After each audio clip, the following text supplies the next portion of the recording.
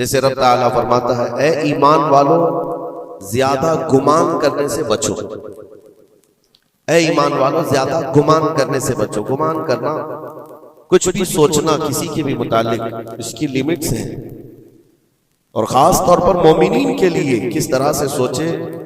ایسا نہیں ہے کہ تم اپنی عقل کے پردوں کو یا اپنے دماغ کے گھوڑے کو دوڑاتے رہو، جو چاہے من میں آئے جس کے بارے میں سب سوچتے رہو۔ قرآن نے تو اس پر پابندی لگائی، اے ایمان والو زیادہ گمان کرنے سے بچو، ولا تجسسوا، اور کسی کی ٹوہ میں مت لگے رہو۔ تجسس کس کو کہتے ہیں؟ جاسوسی کرنا، کون کہاں جا رہا ہے، کہاں سے آ رہا ہے، اس کے گھر میں کتنے لوگ ہیں، کس وقت ان کے گھر میں کیا کیا ہوتا ہے، تمہیں اس کے بارے میں اللہ نے حکم نہیں دیا، لیکن بھائیوں کی ٹوہ میں لگے رہنا بہت بڑا گناہ ہے، گناہ کبیرہ میں ہے۔ وَلَا يَغْتَبْ بَعْضُكُمْ بَعْضًا، اور آیت کا یہ تیسرا حصہ ہے، اور اپنے بھائیوں کی غیر موجودگی میں ان کی غیبت نہ کرو، ان کے خلاف باتیں نہ کرو۔ اور رب تعالیٰ فرماتا کیا تم میں سے کوئی یہ پسند کرتا ہے کہ اپنے مرے ہوئے بھائی کا گوشت کھائے؟ جو غیبت کرتا ہے گویا کہ وہ اپنے مرے ہوئے بھائی کا کچا گوشت کھاتا ہے۔ اور غیبت کے متعلق بہت سارے لوگوں کو ایسا لگتا ہے ارے میں تو پیٹھ پیچھے کیا سامنے منہ پہ بھی یہی بول سکتا ہوں۔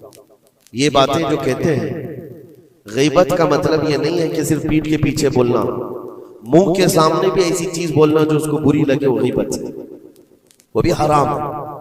یہ تین چیزیں اس آیت کے اندر ہے، ایک بدگمانی کرنا، دوسرے جاسوسی کرنا، اور تیسرے غیبت کرنا۔ اس کے اوپر اگر میں گفتگو کروں بہت طویل ہو جائے گا، لیکن یہ پورے معاشرے کے لیے زہر ہلال ہے، زہر قاتل ہے۔ یہاں سے سوسائٹیاں ٹوٹ جاتی ہیں، رشتے ختم ہونے لگتے ہیں۔ بدگمانی کرنا، شک کرنا، یہ ایک اسی کی قسم ہے۔ ظن اس کو عربی میں کہا گیا ہے گمان، یعنی کسی کے متعلق گمان کرنا۔ دیکھیں دنیا میں جو چیز دکھ رہی ہے ضروری نہیں ہے کہ وہ ویسی ہی ہو۔ ہر چمکنے والی چیز ہیرا نہیں ہوتی، اور ہر کالی دکھنے والی چیز کوئلہ بھی نہیں ہوتی۔ دونوں میں بڑا فرق ہے۔ حقیقت کچھ اور ہو سکتی ہے، لیکن بغیر کسی تحقیق کے یا بغیر تمہیں یقین کے گمان کر لینا، یہ تمہیں بہت بڑے گناہ میں لے جائے گا، بہت بڑے گناہ میں۔ اب گمان کی قسمیں بھی میں آپ کو بتاؤں گا، اس سے قبل میں آپ کو بتاؤں سر سیدنا جنید بغدادی رضی اللہ تعالیٰ عنہ جو سید الطائفہ ہیں، ولیوں کے سردار، اپنے زمانے کے قطب، گھر میں بیٹھے ہوئے تھے، بڑے آپ گھر سے بھی مالدار تھے، بہت سارے لوگ اپنی ضرورت لے کر کے آتے تھے۔ دوپہر کا وقت تھا، ایک مانگنے والا آپ کے دروازے پر آیا، آپ کو جو دینا تھا وہ دے دیتے، لیکن آپ نے اس کو خیرات دینے کے وقت دل میں یہ سوچا کہ ہٹا کٹا آدمی ہے، کما کر کھا سکتا ہے، اس کو یہ بری لت کہاں سے پڑ گئی، یہ کیسا آدمی ہے۔ بہرحال اس کو جو خیرات دینی تھی دے دیا، وہ بندہ چلا گیا، خیرات لے کر چلا گیا۔ آپ واپس آپ اپنے گھر آئے، اور جیسے ہی آپ آئے نیند لگ گئی، آپ سو گئے۔ آپ کے سونے کے بعد آپ نے خواب دیکھا کہ میدان محشر قائم ہو چکا ہے، حساب کتاب ہو رہا ہے، لوگوں میں نفسا نفسی کا حال ہے، فرشتے کچھ کو پکڑ کر لے جا رہے ہیں، کچھ کا حساب کر رہے ہیں۔ اور جب حضرت جنید بغدادی کا نمبر آیا تو دو فرشتے بہت بڑی تھال لے کر کے آئے، جس میں کچا گوشت تھا اور خون ٹپک رہا تھا۔ جنید بغدادی سے کہا گیا کہ یہ لو، اس کو کھاؤ۔ تو حضرت جنید بغدادی نے کہا کہ کیا مجھے نہیں جانتے، میں جنید ہوں، میں نے ایسا کون سا گناہ کیا کہ مجھے اس کی سزا یہ دی جا رہی ہے؟ فرشتوں نے کہا اے جنید، کیا اپنے مومن بھائی کے بارے میں آج دن میں آپ نے برا گمان نہیں کیا؟ جو آپ کے دروازے پر آیا اس کے متعلق آپ نے بدگمانی نہیں کی؟ تو حضرت جنید بغدادی رضی اللہ تعالیٰ عنہ بچک کر کے اٹھ گئے، خوف کے مارے نیند کھل گئی، اور اس کے بعد بے قراری اتنی آئی کہ ہاں میں نے تو گمان اس کے متعلق غلط کیا تھا، تھوڑا سا ایسا بھی نہیں ہے کہ وہ چور ہے، ڈکیت ہے، ڈاکو ہے، یہ بھی نہیں، صرف اتنا سوچا تھا کہ ہٹا کٹا آدمی ہے، مانگتا کیوں ہے۔ حضرت جنید بغدادی اپنے گھر سے نکلے اس فقیر کو ڈھونڈنے کے لیے کہ جو میرے گھر آیا تھا، اور اس کے بعد ڈھونڈتے ہوئے اس کے پاس پہنچ گئے، جا کر کے اس سے معافی طلب کی، کہا کہ آج تو جو گھر پر آیا تھا میں نے تیرے متعلق یہ گمان کیا تھا کہ تو ہٹا کٹا آدمی ہے اور مانگ کر کھا رہا ہے۔ تو اس کے بعد اس شخص نے جو جواب دیا وہ حیرت میں تھا۔ میرے عزیزوں، نہ وہ فقیر تھا، نہ ہی وہ کوئی کمزور اور مجبور تھا، بلکہ اللہ کے ایک ولی تھے جو ان کے امتحان کے لیے آئے ہوئے تھے۔ حضرت جنید بغدادی رضی اللہ تعالیٰ عنہ کو اس سے زیادہ مال انہوں نے لوٹایا اور کہا اے جنید، تیرے مقامات کو اگر کوئی چیز ختم کرتی ہے تو مومنین کے متعلق بدگمانی کر، اگر تو آج یہاں نہ آتا تو تیرے مقامات روک دیے جاتے، آگے تم نہ معرفت و طریقت کے راستے پر بڑھ سکتے، کیونکہ یہ مرض ہے، یہ بیماری ہے۔ اس بیماری نے تو ہمارے معاشرے کو خراب کیا ہوا ہے۔ بدگمانی سے بچو، یہاں تک کہ لوگوں نے بہت جلدی اپنے دماغ پر یقین کر کے فیصلے بھی لے لیے ہیں۔ آپ مثال کے طور پر کسی گھر سے کوئی نکل رہا ہے اور آپ نے فوراً یہ گمان کر لیا کہ یہ اس گھر میں بدکاری کرنے کے لیے گیا تھا۔ آپ کی نیگیٹیوٹی جو ذہن میں تھی آپ نے گمان کیا اور اس پر یقین کی مہر بھی لگا دی، نہ اس سے آپ نے جا کر پوچھا کہ کون ہے، کیوں آیا تھا۔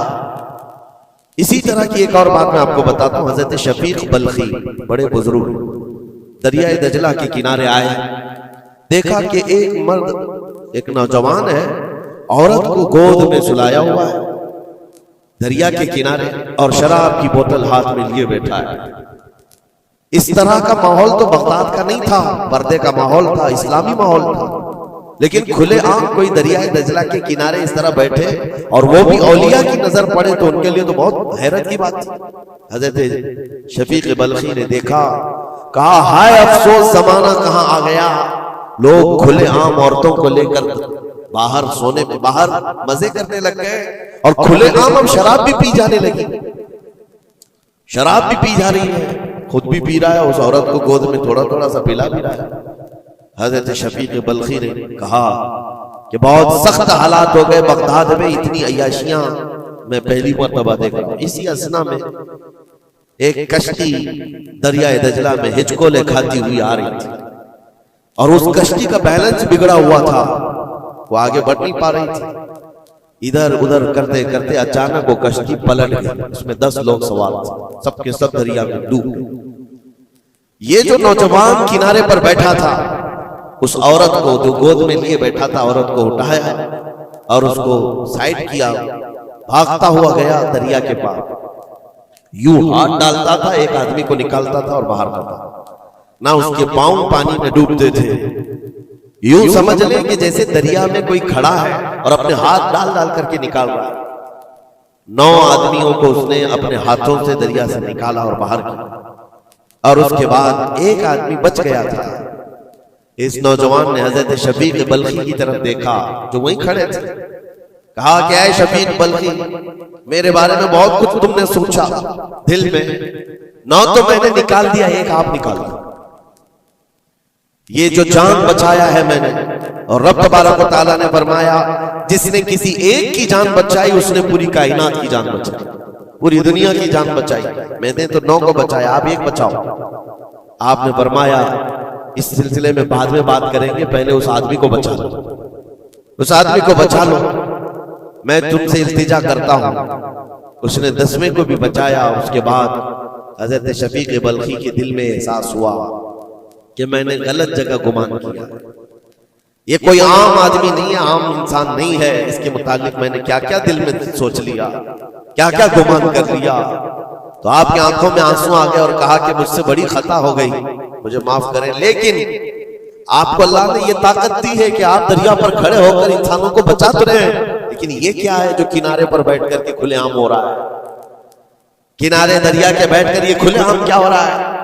اس نوجوان نے کہا شفیق بلخی یہ بھی میں بتاتا ہوں، وہ گود میں پڑی ہوئی عورت کوئی عام عورت نہیں، میری معذور ماں ہے، بیمار ہے، اور اس کو دریا کے کنارے لانے کا حکیموں نے حکم دیا، اور میرے ہاتھ میں جو بوتل ہے یہ دوا کی بوتل ہے، اس کو ہر آدھے گھنٹے پر پلایا جاتا ہے، میں بھی پیتا ہوں اور میری ماں کو پلاتا ہوں، صرف علاج کی غرض سے میں یہاں پر بیٹھا ہوا ہوں، اور آپ نے اپنے دماغ میں کیا کیا سوچ لیا۔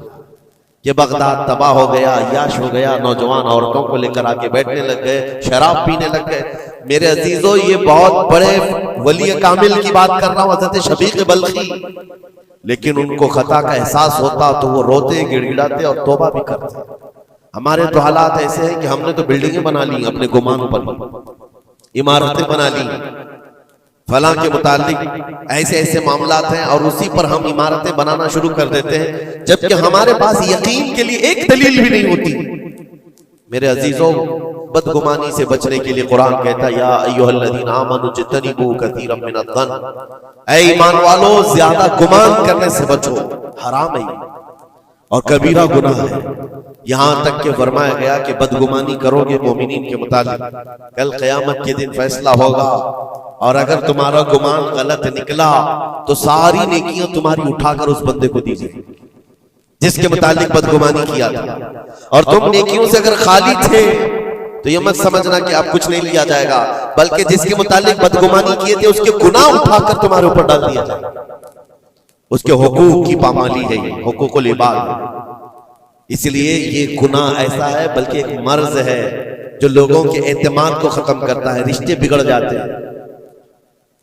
مجھے یاد ہے ایک بات بہت پہلے کی، ہمارے زمانے طالب علم، میں نے تقریباً 8-10 سال دیکھا، دو گہرے دوست تھے، بہت گہرے دوست، ایک ساتھ کھاتے تھے، ایک ساتھ جاتے تھے، مشہور تھی دوستی. اور اتفاق ایسا ہوا کہ ایک محفل میں بیٹھے ہوئے تھے، ایک دوست جو ہے وہ مجھ سے بات کر رہا تھا اور اس کا جو دوسرا دوست ہے وہ دور بیٹھا ہوا ہے. اب اس دوست نے مجھے کان میں کچھ بات کی، میں نے دیکھ کر ہنسا، وہ بھی مجھے دیکھ کر ہنسا، بات کچھ اور ہی تھی. سامنے والے کو ایسا لگا کہ ہم اس کے متعلق پلاننگ کر رہے ہیں، اور اس کو یہ لگا کہ ہم اس کے متعلق کچھ بری باتیں کر رہے ہیں، جبکہ نہ اس کے نام کا مسئلہ تھا، نہ ٹاپک تھا، کچھ نہیں تھا. بس اس بندے نے اس بدگمانی کی وجہ سے 10 سال تک بات چیت چھوڑ دی. کئی مرتبہ ہم نے بتایا بھی کہ تمہارا میٹر نہیں تھا، تمہارا مسئلہ نہیں تھا، سامنے والے کو یقین نہیں آتا، صرف اور صرف گمان کی بنیاد پر کہ وہ مجھے دیکھ کر ہنس رہا تھا تو میرے ہی متعلق بات تھی. یہ اپنے عقل کے فطور پر یقین کر کے عمارتیں بنا لینا تمہیں بہت بڑی گمراہی میں لے جاتا ہے. کئی مرتبہ ایسا ہوتا ہے کہ دھوکہ کھا جاؤ گے. اسی سورہ حجرات کی ایک اور آیت میں بتاؤں آپ کو، اللہ کریم فرماتا یا ایھا الذین آمنوا ان جاءکم فاسق بنبأ فتبینوا ان تصیبوا قوما بجہالۃ فتصبحوا علی ما فعلتم نادمین. یہ بدگمانی کرنے کا ایک اور ذریعہ ہے، ایک راستہ ہے. کیا ہے؟ اللہ فرماتا ہے جب تمہارے پاس کوئی فاسق آدمی خبر لے کر کے آئے تو اس کی تحقیق کر لو. یہ اللہ کا حکم ہے. کوئی فاسق آدمی، فاسق کون ہے؟ اس کی مثالیں آپ کو مل جائیں گی. جو کھلے عام گناہ کرتا ہے وہ فاسق ہے. فاسق آدمی جب تمہارے پاس خبر لے کر کے آئے تو رب فرماتا ہے اس کی تحقیق کر لو، ورنہ یہ ہوگا کہ انجانے میں تم کو شرمندگی اٹھانی پڑے گی، تم اپنے کیے پر بعد میں پچھتاؤ گے، الا ما فعلتم نادمین، تم شرمندہ ہو جاؤ. اکثر ایسا ہوتا ہے کہ کوئی خبر لے کر کے تمہارے پاس آیا، اور آج کے زمانے کا بڑا فاسق یہ واٹس ایپ ہے، یہ بڑا فاسق ہے. اس کی باتوں پر کون یقین کرے؟ میرے عزیزوں، لوگ تو صرف ایک دوسرے کی ایڈٹ کی ہوئی تصویروں کو دیکھ کر کے ایمان لے آ جاتے ہیں، ہے نا؟ ایسا حقیقت ہے. واٹس ایپ یونیورسٹی کے فارغین تو اب بھی زمانے میں بہت ہیں، ان کی نالج صرف اور صرف اسی سے ہے، انٹرنیٹ سے، واٹس ایپ سے. جبکہ ان کی تحقیقات پر اگر لگ جائیں تو اصل وجود میں کچھ ہے ہی نہیں. اسی لیے میرے عزیزوں، بدگمانی کرنے سے بچو، بدگمانی کرنے سے بچو. جس کی اصل ہی نہ ہو اس چیز کے پھیلانے کا ہم سبب بن جاتے ہیں کئی مرتبہ. اللہ کریم ہمیں اس بلائے عظیم سے محفوظ رکھے. مجھے ایک بات یاد آتی ہے، میں نے پڑھا تھا ٹرین میں ایک آدمی سفر کر رہا ہے اور اس کے ساتھ 3 بچے ہیں. بڑے بیٹے کی عمر 7 سال کی، دوسرے بیٹے کی عمر 5 سال کی، تیسرے کی 3 سال کی. چھوٹے بچے 7، 5 اور 3 سال کی عمر کے بچے ہیں. اب وہ بندہ جب ٹرین میں سفر کر رہا ہو 3 بچوں کو لے کر کے، اور جب بیٹھا ہوا ہے ٹرین میں کوئی بڑا ادھر سے کودتا ہے، کوئی ادھر سے اچھلتا ہے، یہ تینوں اچھل کود ایسی مچائے ہوئے ہیں کہ اس مسافر کا آرام اور سکون غارت ہو گیا ہے۔ تھوڑی دیر تک کوئی برداشت کر لے گا، اور اس کے بعد مسافر دیکھ رہے ہیں دوسرے۔ بڑا مسئلہ تو یہ ہے کہ اچھل کود تو بچے کر رہے ہیں، باپ ایک جملہ بھی ان کو منع نہیں کر رہا، نہ بڑے سے کہتا ہے کہ بیٹھ جا، نہ چھوٹے کو سنبھالتا ہے۔ اچھل کود کر رہے ہیں اور یہ خاموشی سے بیٹھا ہوا ہے کونے۔ سامنے کے پیسنجر دیکھتے رہے اور کہا کہ کتنا بے غیرت آدمی ہے، بچوں کو ایسے کھلے عام چھوڑا ہوا ہے، بیلوں کی طرح ناچ رہے ہیں۔ اب کانا پھوسی بھی شروع ہو گئی۔ تھوڑی دیر کے بعد جب یہ زیادہ ہو گیا تو لاوا پھٹ ہی جاتا ہے لوگوں کا۔ کوئی کسی کی گود میں کود پڑ رہا ہے، کوئی اچھل کود کرتے ہوئے بچہ کسی کے ہاں لٹک جا رہا ہے۔ یہ 1 گھنٹہ تماشا ہوا تو اس کے بعد لوگوں کے صبر کا دامن چھوٹ گیا، بولنا شروع کر دیا، اور سب نے مل کر کے جب اس کو کوسنا شروع کیا، بھائی صاحب آپ کے بچے ہیں؟ اس نے کہا میرے بچے ہیں۔ کہا کچھ تو تمیز سکھاؤ، سفر کے آداب تو بتاؤ۔ کوئی وہاں سے کود رہا ہے، کوئی یہاں سے کود رہا ہے، سارے لوگوں کا آرام غارت کر کے رکھا ہے ان بچوں نے۔ آپ باپ ہیں، آپ کو تمیز نہیں آتی، آپ کو تربیت کا انداز نہیں معلوم۔ سب کی ڈانٹ ڈپٹ سنتا رہا، اور اس کے بعد تھوڑی دیر کے بعد پھررائی ہوئی آواز نکلی، اس کی درد بھری آواز نکلی۔ کہا میں ان کو تربیت اچھی طرح سے دیتا ہوں، تمیز بھی ہے سب، لیکن مسئلہ یہ ہے کہ آج ہی صبح ان کی ماں میری بیوی کا گھر میں انتقال ہو چکا ہے۔ وہ میکے گئی ہوئی تھی، یہ بچے میرے پاس تھے۔ مجھے صبح خبر آئی ہے ان کی ماں کا اچانک دورہ پڑنے سے انتقال ہو چکا۔ میں نے ابھی تک ان بچوں کو بتایا نہیں کہ ان کی ماں کا انتقال ہوا۔ یہ جتنا اچھل کود کر رہے ہیں، کھیل رہے ہیں، ابھی گھر پہنچیں گے تو ان کی ساری خوشیاں ختم ہو جائیں گی۔ یہ اپنی ماں کی مردہ لاش کو دیکھیں گے تو سارا اچھل کود چلا جائے گا۔ بس میں اس لیے ان کو اتنی دیر کے لیے چھوڑا تھا کہ جتنی دیر خوشی منا سکے منا لیں، پھر زندگی بھر ان کو ماں کو کھونے کا احساس تو ستاتا ہی رہے گا۔ بس اتنا جملہ اس کا نکلا تو ہچکیاں بند گئیں۔ جو بغل میں موجود مسافر تھے سب کی آنکھوں میں آنسو آ گئے۔ اب کوئی بچے کو اٹھاتا چومتا تھا، کوئی اس کو گود میں اٹھا رہا ہے۔ بچوں کو خبر نہیں ہے کہ ان کی ماں کا انتقال ہوا ہے، اور یہ بندہ ان کو سفر پر لے جا رہا ہے۔ لیکن تھوڑی ہی دیر کے لیے دوسرے مسافروں نے کیا کیا بدگمانیاں کر لی۔ میرے عزیزوں، کس کی زندگی میں کیا چل رہا ہے آپ کو خبر نہیں ہے۔ کئی لوگوں کی زندگیوں میں سمندر موجیں مار رہا ہے، اور آپ اسے دیکھ کر کے نہ جانے بے غیرت سمجھ لیتے ہیں، کبھی اس کو بدتمیز سمجھ لیتے ہیں۔ یہ بدگمانیاں ہیں جو بندے کو یہاں تک لے آتی ہیں۔ اور بدگمانی کرنے کا ایک طریقہ یہ بھی ہے کہ حضرت امام راضی فرماتے بندہ بسا اوقات کافر بھی ہو جاتا ہے، کفر تک چلا جاتا ہے بندہ، کیونکہ گمان پر اگر یقین کرنے لگ جائے۔ اس لیے بچو ان چیزوں سے، اور مومنوں کی عزت کو پامال کرنا یہ آسان نہیں ہے۔ صرف اور صرف میں نے کئی مرتبہ دیکھا ہے، اڑتی اڑتی خبریں آتی ہیں تو ہم اس پر یقین کرنے کے قریب ہو جاتے ہیں۔ اللہ ہمیں بھی اس کی ہدایت دے۔ یہ بہت باریک چیز ہے جس سے بچنا ناممکن نہیں تو مشکل ضرور ہے۔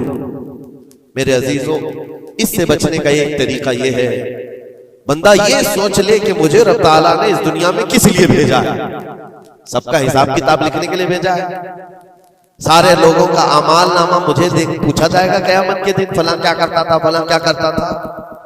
جب مجھے رب تعالیٰ نے اس کا مکلف ہی نہیں بنایا تو خامخواہ دوسروں کی زندگیوں میں کیوں دخل اندازی کروں، کیوں لوگوں کے متعلق گمان پال کر کے بیٹھوں۔ آپ کو اس روئے زمین پر جو بھیجا گیا وہ اللہ نے اپنی عبادت کے لیے بھیجا ہے، اپنی رضا کے لیے۔ ہم اس کی رضا تو حاصل نہ کر سکے، اس کی عبادت میں کامل ہو نہیں سکے، اور دوسروں کے عیوب پر ہم لوگوں نے اپنی پوری انرجی خرچ کرنا شروع کر دیا۔ عزیزان گرامی وقار، یہ پرفتن دور ایسا ہے۔ اب میں جو قسمیں بتا رہا تھا زن کی، دیکھیں بسا اوقات بندے سے بندے کا گمان اپنی جگہ پر، آپ میرے بارے میں کیا سوچتے ہیں مجھے معلوم نہیں، میں آپ کے بارے میں کیا سوچتا ہوں وہ آپ کو بھی نہیں معلوم۔ یہ تو بندوں کا گمان ہے، لیکن بندہ رب سے جو گمان رکھتا ہے یہ بھی بہت بڑا مسئلہ ہے، بہت بڑا مسئلہ ہے۔ اس کو آسان مت سمجھے۔ یہ دماغ کے گھوڑے جب دوڑتے ہیں اس پر کنٹرول بھی تو نہیں ہوتا ہے، کہاں تک جائیں گے گمان۔ مسلم شریف کی حدیث ہے، میرے آقا صلی اللہ تعالی علیہ وسلم فرماتے ہیں شیطان تمہارے پاس آتا ہے گمان کے راستے سے، تم سوچنے لگتے ہو آسمان کو کس نے بنایا، یہ سوچ ہی تو ہے، تمہارا دل جواب دیتا اللہ نے بنایا۔ زمین کو کس نے بنایا، اللہ نے بنایا۔ چیزیں سوچتے جاتے ہو اس سے پہلے کیا تھا، اس سے پہلے کیا تھا، اس سے پہلے کیا تھا، اور یہ جب دماغ کے گھوڑے دوڑنے لگے تم نے اس کو نکیل نہیں تھامی تو یہ لے کر کے جاتا ہے دماغ، اخیر میں یہ گمان ڈالتا ہے پھر اللہ سے پہلے کیا تھا، یا پھر اللہ کو کس نے بنایا، یہاں آ کر کے تمہارے ایمان پر ڈاکہ پڑ جاتا ہے اور تم شش و پنج میں رہ جاتے ہو۔ خود سے اگر کچھ سوچ کر فیصلہ کر لیا کہ اللہ کے پہلے ایسا تھا یا اللہ ایسا تھا، نعوذ باللہ، تو کفر ہو گئے۔ ایک گمان کے راستوں کو آزاد چھوڑنے کا حکم نہیں دیا گیا ہے، اسی لیے میاں ہم اور آپ تو چھوڑیں، اولیاء کی بات بھی چھوڑیں، امت کے جو سب سے اعلیٰ قسم کے لوگ تھے وہ صحابہ تھے، سب سے اعلیٰ، قیامت تک پیدا ہونے والوں میں جو سب سے اچھے تھے اللہ نے ان کو صحابی رسول بنا۔ صحابہ اکرام بات کر رہے تھے آپس میں کس مسئلے میں، تقدیر کے بارے میں، تقدیر کے متعلق بات کریں۔ تقدیر کے بہت سارے مسئلے، اس میں دماغ کی گرہیں ایسی آزاد ہو جاتی ہے، بندہ سوچنے لگ جاتا ہے۔ تقدیر کیا ہے؟ جو کچھ بھی دنیا میں ہونے والا ہے اللہ تعالیٰ نے اس کو پہلے سے لکھ دیا ہے۔ یہ یقین ہے کہ نہیں آپ کا تقدیر؟ اور تقدیر کا انکار کرنے والا کافر ہے۔ یعنی جو کچھ اچھائی یا برائی زندگی میں ہو رہی ہے اللہ نے اس کو پہلے سے لوح محفوظ میں لکھا، یہ تقدیر ہے۔ اب بندہ یہاں سوچنے لگتا ہے اگر پہلے سے لکھا ہوا تھا تو مجھے تو وہی کرنا ہے جو وہاں لکھا ہوا ہے، اس میں میرا کیا قصور ہے؟ گناہ کرتا ہے اس کے بعد بولنے لگتا ہے یہ تو پہلے سے لکھا ہوا تھا، کچھ بھی کرے گا اور اس کے بعد یہ گمان کرنے لگے گا کہ وہاں تو لکھا ہوا تھا میں ایسا کر رہا ہوں۔ تقدیر کے مسئلے ایسے ہیں کہ بعض لوگ سوال کرنے لگ جاتے ہیں کہ میاں اگر اللہ نے پہلے سے لکھا ہے تو پھر بندے کا کیا قصور ہے اس میں جو گناہ کر رہا ہے، اور اگر پہلے سے لکھا ہوا نہیں ہے تو پھر تقدیر نہیں ہے۔ ان مسائل میں گفتگو کرتے کرتے، گمان کرتے کرتے بندہ کفر تک پہنچ جاتا ہے۔ کچھ فرقے بھی بن گئے اسی بات، جبریہ، قدریہ۔ اب میں یہاں پر اس لیے یہ بات کر رہا ہوں، نبی کریم صلی اللہ تعالی علیہ وسلم نے صحابہ کو منع کر دیا کہ اس مسئلے میں گفتگو زیادہ نہ کرو، تو عام لوگ تو چھوڑیں۔ اب زن کی قسمیں میں بتا رہا ہوں، گمان کی وہ 4 قسمیں بتائی گئی۔ امام ابو بکر جساس رازی رحمۃ اللہ علیہ نے 4 قسمیں اس کی بیان کی۔ پہلا گمان حرام ہے، دوسرا گمان واجب ہے، تیسرا گمان مستحب ہے، اور چوتھا گمان یعنی نہ اس کے اوپر گناہ مباح ہے۔ اس کی قسمیں ہیں جس میں سے پہلا گمان جو حرام ہے، اور ایک گمان کو تو انہوں نے کفر بھی کہا ہے۔ پہلا گمان حرام، یہ سوچتا رہ جائے صرف اللہ کے متعلق ہے یہ سارے گمان کہ میں گنہگار ہوں اور اللہ مجھے سزا دے کر ہی رہے گا، اللہ مجھے عذاب ہی دے گا، یہ سوچتا رہے صرف اور صرف، تو امام ابو بکر جساس رازی فرماتے ہیں یہ گمان حرام ہے۔ رب قہار ضرور ہے، رب جبار ضرور ہے، لیکن غفار بھی ہے اور ستار بھی۔ تم نے اگر صرف یہی گمان کیا کہ مجھے سزا دے گا، مجھے سزا دے گا، تو یہ گمان حرام ہے۔ اس پر مجھے اعلیٰ حضرت فاضل بریلوی رحمۃ اللہ تعالی علیہ کی بات یاد آتی ہے۔ ان کا گمان کیسا تھا؟ سوچتے تھے بارگاہ مصطفیٰ کریم میں، کہتے ہیں ڈر تھا کہ عصیاں کی سزا اب ہوگی یا روزے سے، ڈر تھا کہ گناہوں کی سزا اب ہوگی یا روزے جزا، دی ان کی رحمت نے صدا یہ بھی نہیں وہ بھی نہیں، یہاں بھی نہیں ہوگی وہاں بھی نہیں ہوگی، رحمت نے سزا آواز دی۔ ہاں گناہوں کے متعلق ہمیں تو گمان ہے کہ سزا ہوگی، میرے اعمال کا بدلہ تو جہنم ہی تھا، میں تو جاتا میرے سرکار نے جانے نہ دیا، یہ گمان ہے۔ بارگاہ مصطفیٰ میں گمان اعلیٰ رکھو، اور رب تعالیٰ کے متعلق جب گمان کرنا ہو تو حدیث قدسی ہے، مسند احمد کی حدیث ہے، اللہ تعالیٰ فرماتا انا عند ظن عبدی بی، میں اپنے بندے کے گمان کے مطابق سلوک کرتا ہوں، بندہ میرے متعلق جیسا گمان کرتا ہے میں اس کے ساتھ ویسا سلوک کرتا ہوں۔ اب تمہارا ہی یہ تمہاری مرضی ہے، اور حدیث کا آگے کا ٹکڑا بھی ہے فَلْيَظُنُّ مَا شَاءَ بِي، بندہ جو چاہے میرے بارے میں گمان کر لے۔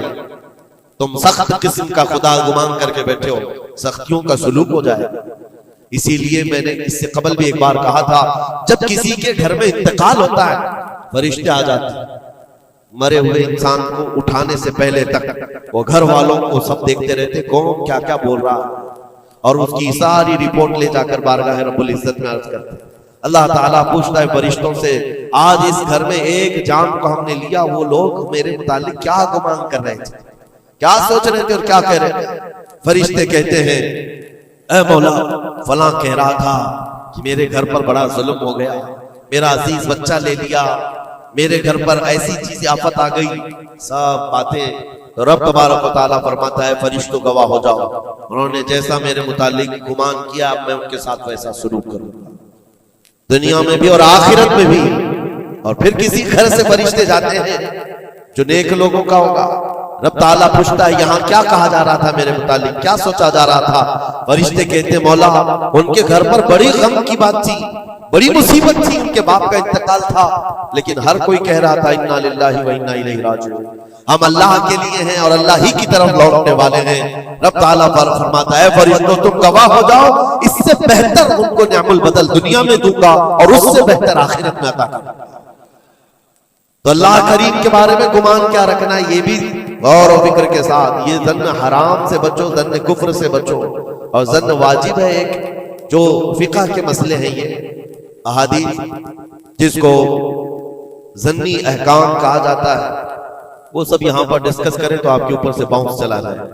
اور مومنین کے متعلق مستحب ہے، اچھا گمان کرنا ہر ایک کے متعلق مستحب ہے، اور مباح جس کو کہا گیا ہے وہ ایسا ہے کہ آپ کے بلا اختیار کچھ گمان آیا ہے، آپ نے سوچا نہیں، تو یہ مباح ہے۔ اور خیر کا گمان کرنا، ظن المؤمنون خیرا، حضور پاک صلی اللہ ظن المؤمنین خیرا، میرے آقا صلی اللہ علیہ وسلم نے فرمایا مومنوں کے بارے میں ہمیشہ اچھا گمان رکھو، اچھا گمان رکھو۔ کوئی مر گیا اور جنازہ جا رہا ہے، یہ حدیث یہ بھی میں بتا دوں آپ، تمہارے گمان کرنے سے اور تمہارے بولنے سے کتنا فرق پڑتا ہے۔ ایک جنازہ جا رہا تھا، حضور پاک صلی اللہ علیہ وسلم تھے، وہاں پر بہت سارے لوگ کھڑے تھے، اس کی تعریف کرنے لگ گئے، کیا اچھا آدمی تھا، کتنے اچھے اعمال تھے اس کے، سب کے ساتھ بھلائی کرتا تھا۔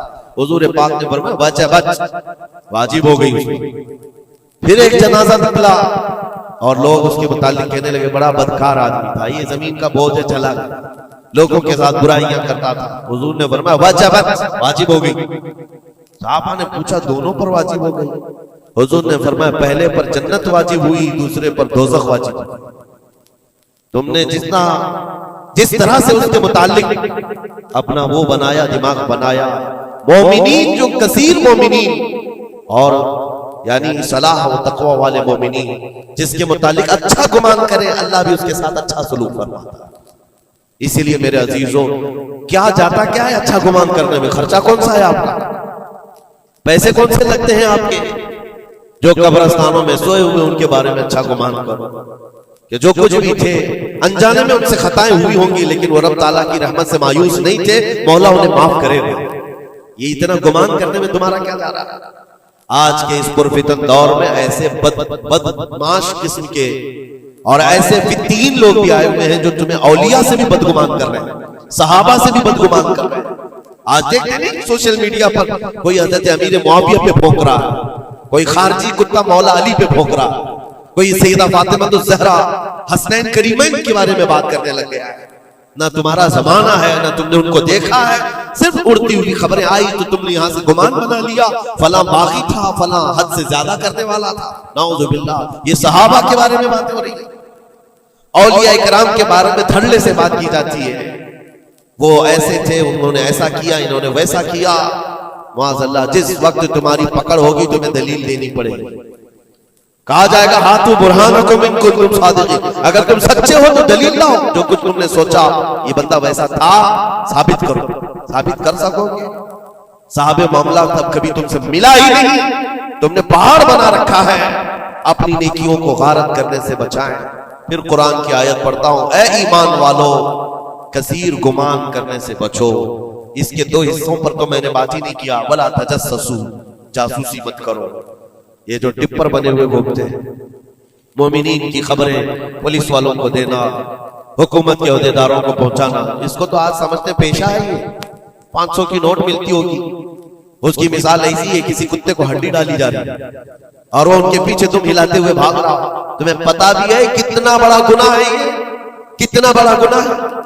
ارے تم ہے لعنت ہے ایسی زندگیوں پر، تم کو زندگی اس لیے ملی کہ تم مومنین کی اور مسلمانوں کی خبرگیری کرو اور یہاں کی جاسوسی لے جا کر کفار کو دو۔ کل قیامت کے دن کیا جواب دو گے رب تعالیٰ کے بارے میں؟ رب تبارک و تعالیٰ کے ان بندوں کے متعلق جو اسے اللہ پکارتے ہیں، تم ان کی خبریں لے جا کر ان کفار و مشرکین کو دینا چاہتے ہو جو ہماری جان کے پیاسے ہیں۔